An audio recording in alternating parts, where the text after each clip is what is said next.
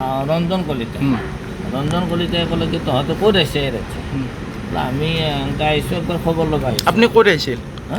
কোন জেগাত আমাৰ আহিছিল? তাৰমানে নীলপুৰ হাবলাঘাট গৈছিল আপুনি? হাবলাঘাট গৈছিলোঁ। আমাৰ তাৰমানে মেম্বাৰ এটা বুথ দুটা আমি মানে হাবলাঘাট মানে আমাৰ মেম্বাৰজন আহিছিল ৰিফ্লেক্ট বুলিব তেওঁক আমি খা খবৰ ল'ব আহিলোঁ। কালি তেওঁৰ কিবা এটা কাৰ্যসূচী আছে আমাৰ দলৰে আৰু মোক যিখিনি মানুহে আক্ৰমণ কৰিছে দলৰে। আৰু সুৰেশ কলিতা কোনে কোনে আক্ৰমণ কৰিছে? মণ্ডল উপ-সভাপতি সুৰেশ কলিতা, বুথ সভাপতি ৰঞ্জন কলিতা আৰু CPM-ৰ এজন মানে কাৰ্যকৰ্তা যোগেশ কলিতা আৰু কংগ্ৰেছৰ এজন আছে আমাৰ প্ৰণৱ ৰাজবংশী। কিহৰ বাবে আপোনাক মই ক'ব নোৱাৰোঁ যে এই ৰাতি কিয় আহিছে। ৰাতিটো হোৱাই নাই, গোটেইকেইটা লগ হৈ আছে, CPM, কংগ্ৰেছ, বিজেপি লগ হৈ আছে।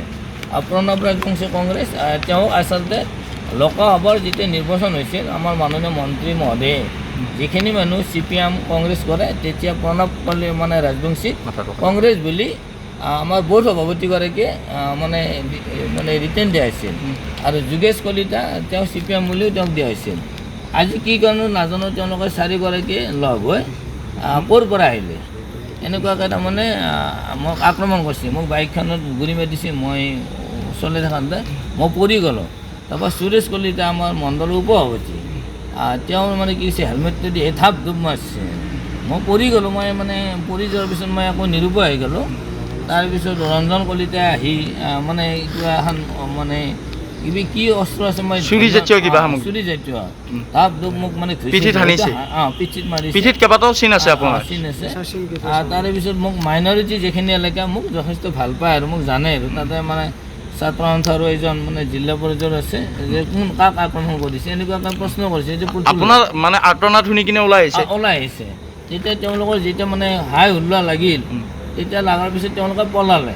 পলাৰ পিছত মই গম পালোঁ যে তেতিয়া আমাৰ যিগৰাকী গাঁও অধ্যক্ষ তেওঁলোকে বেলেগ ৰাস্তাদি ওলাই আমাৰ মুকুট চৌধুৰী তেওঁ আমাৰ সাংবাদিকতো জড়িত তেওঁলোককো ৰাস্তাত লাগ পালে। গতিকে এনেকুৱাকৈ গম পালোঁ। তেতিয়া মই বাৰীৰ ফালে দৌৰি পলালোঁ।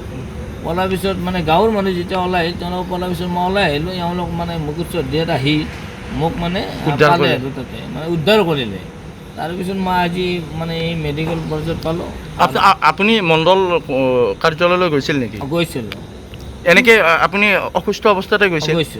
কি আশ্বাস দিছে তেখেতসকলে কৈছে যে আপুনি হেৰি কৰক, আমি এই ব্যৱস্থা কৰি আছোঁ। তেতিয়া মই মণ্ডল সভাপতিক কৈছোঁ যে আপোনাৰ ভাৱত তেওঁলোকে চলি থাকে যে আমাৰ গাঁৱত যি দুগৰাকী মানে গাঁও সদস্য হ'ল যে আপোনাৰ ভাৱত তেওঁলোকে দুইজনে চলি থাকে। মই কথাটো ক'লোঁ যে আমি তেওঁলোকে ফোনো কৰিলে কাৰোবাক তেতিয়া কৈছে যে মোক এটা ৰিকুৱেষ্ট কৰিলে যে আমি নিৰ্বাচনৰ পিছত ব্যৱস্থা কৰি আছোঁ। আমি